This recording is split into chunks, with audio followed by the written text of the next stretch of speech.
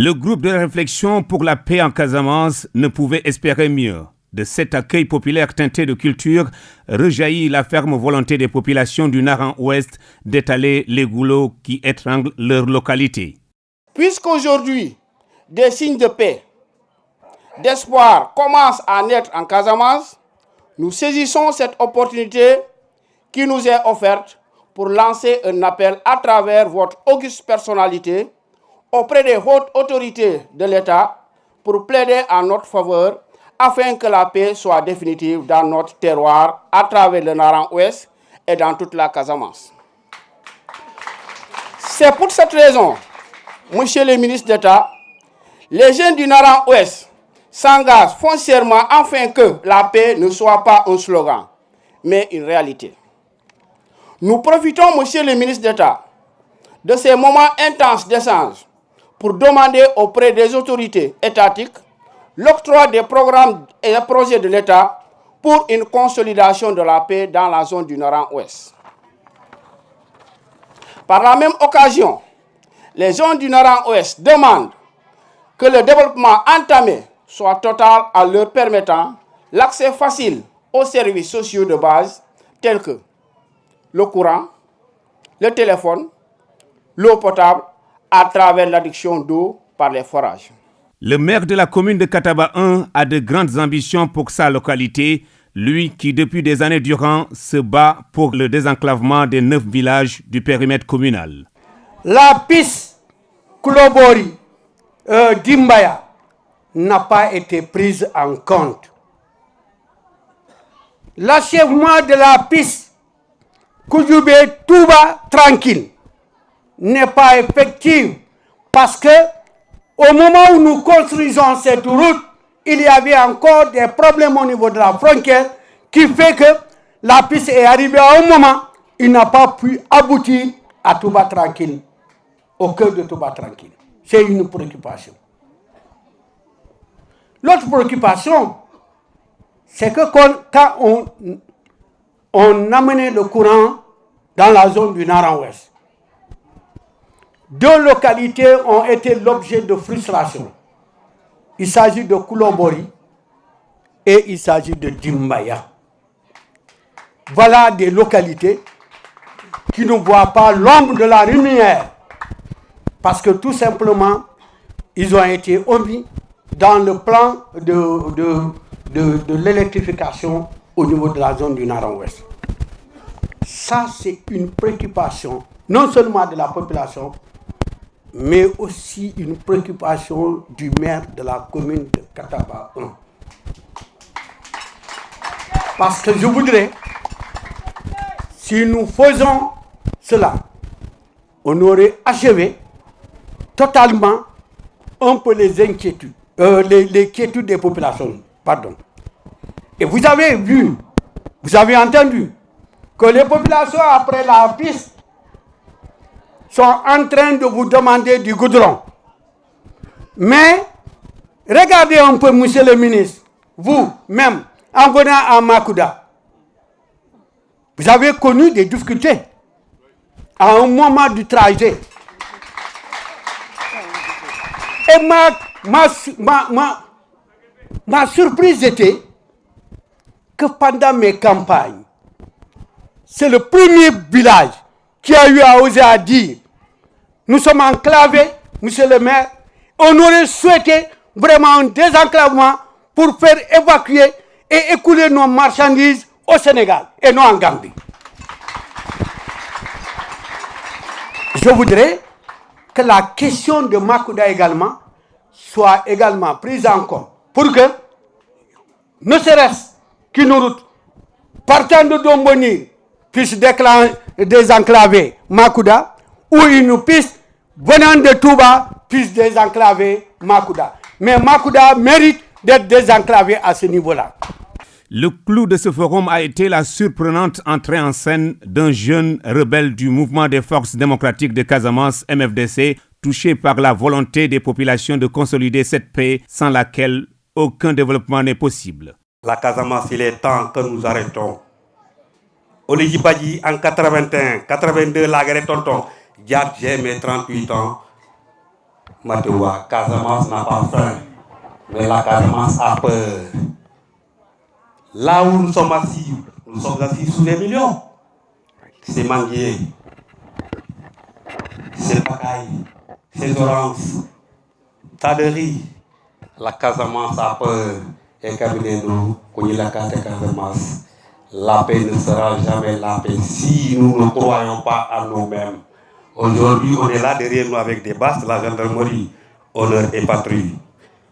Mais l'armée a toujours été au bout de son effort ici. Cet effort qui les a fait l'effort. Ils ont toujours fait face à l'ennemi. Ils ont cru et ils ont osé. On a la fille de la Casamance qui a été ministre des Forces armées. Toi-même, il y a la guerre chez toi. On te responsabilise. La responsabilité est à toi pour chercher la paix. Qu'attends-tu?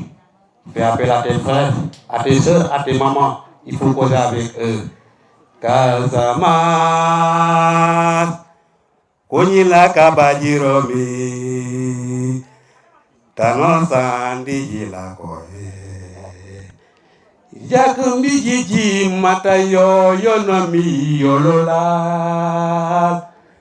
Dunia uye yo anosande suki handi sundi teni matayo yo nomi yolola. Une anecdote, en venant ici, mon ami me disait, mais il y a le drapeau du Sénégal qui est brandi à Makoda, quand on a osé, Papis Diatta pour le nommer.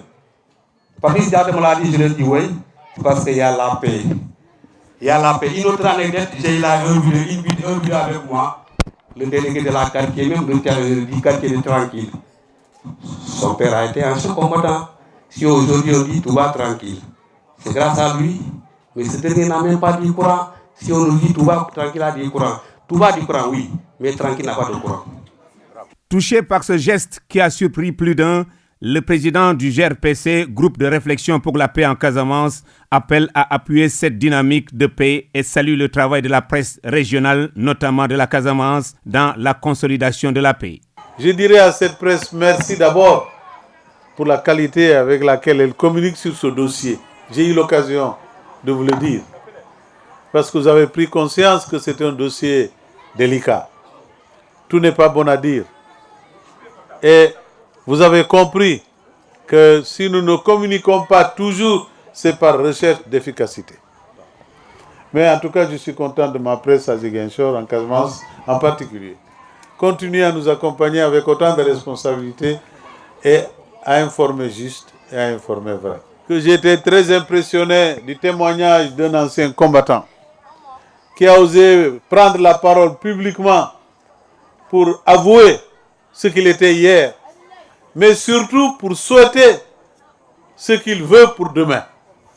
Autrement dit, la paix. C'est un témoignage émouvant. C'est un témoignage courageux de sa part. C'est aussi un repentir. Et c'est important. Je pense que tout le monde l'a écouté. Et on devra lui dire courage, merci. Et que d'autres comme lui puissent faire le même geste.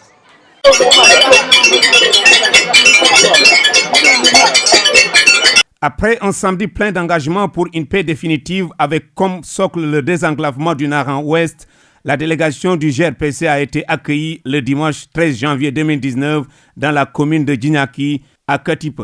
Ici, une ferme pilote témoigne de la volonté des populations de sortir de l'ombre du conflit casamancé. On a regardé la zone, compte tenu des difficultés qu'il y a ici. On a tenté de, au moins, faire ici comme une application pratique. C'est là où on va faire l'application pratique, une formation pratique avec les populations, en initiant les nouvelles variétés qui sont au moins qui peuvent changer le rendement, parce qu'on a constaté dans la zone des palmiers, c'est vraiment un grand problème. C'est rare pour voir des variétés améliorées. Donc c'est pourquoi on a installé notre site ici.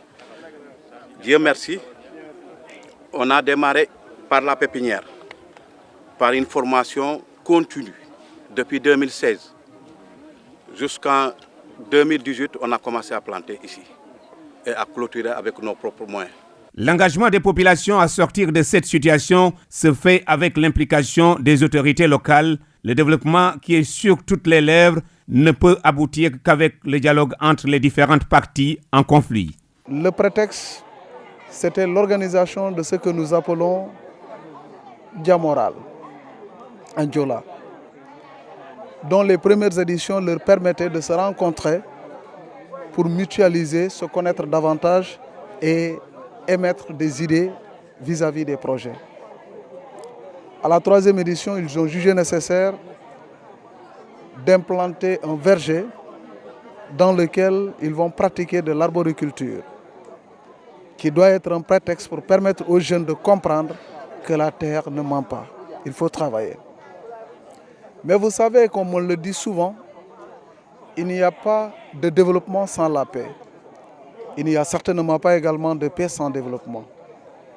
D'où la nécessité d'organiser ce forum qui doit permettre au GPS de rencontrer les populations, de parler de vive voix sur les contraintes et trouver ensemble des solutions pour la paix en Casamance. Cette zone des palmiers, autrefois considérée comme une zone rouge, veut sortir de cette situation. Et cela ne sera possible que si les différentes parties en conflit acceptent de déposer les armes pour permettre la construction de pistes de production. Je voudrais saluer tout le monde, mais saluer aussi la présence des combattants du MFDC qui sont là. Les remercier particulièrement. Nous avons pu nous réunir parce qu'ils l'ont accepté aussi. Il va être difficile qu'un véhicule vienne prendre des marchandises ici pour partir. La route n'est pas bonne. Il n'y a pas de voie d'accès permettant de venir ici et de permettre à ces braves dames-là de pouvoir produire et d'aller vendre pour être demain comme les Nana Benz du Togo. C'est-à-dire des femmes qui ont leur calepin rempli de millions de francs CFA bien attachés à leur ceinture. Elles peuvent le faire. Mais donnons-leur les raisons de le faire. Et pour leur donner les raisons de le faire, autorisons que les pistes de production soient construites, mais rêvons demain de voir le goudron ici dans la zone. Et c'est possible. Mais ça, il faut que nos fils, il faut que nos neveux, il faut que nos égaux, il faut que pratiquement ceux qui sont là puissent accepter que cela est indispensable pour le développement. L'espoir est permis vu l'engagement et la volonté de tous à tourner la page de 37 ans de conflits qui ont fini d'anéantir le grand bond en avant de cette verte Casamance. Nous sommes venus pour constater le travail de développement que les populations, les hommes et les femmes ont engagé dans le secteur de l'arboriculture. Ils souhaitent être aidés davantage pour progresser. Nous avons invité les organes de développement à venir constater, non seulement dans le secteur agricole, mais dans le secteur des infrastructures, pour qu'ils puissent voir dans leur programme comment apporter leur contribution pour faire progresser cette zone des palmiers, comme on l'appelle, qui est très en retard dans son processus de développement. Parce que cette zone avait été très marquée par la rébellion. Aujourd'hui, les choses évoluent, les choses changent. Ce n'est plus une zone rouge. La preuve, vous êtes venus en paix et vous allez repartir en paix. Du nord en ouest à Djinaki, la Casamance dévoile toutes ses facettes culturelles pour noyer une partie des stigmates de la guerre. Mais la réalité sur le terrain vient rappeler à nos consciences qu'il repose sur nos frêles épaules la responsabilité de prêcher et de travailler à l'image du GRPC, groupe de réflexion pour la paix en Casamance, pour une paix définitive dans cette zone sud du Sénégal.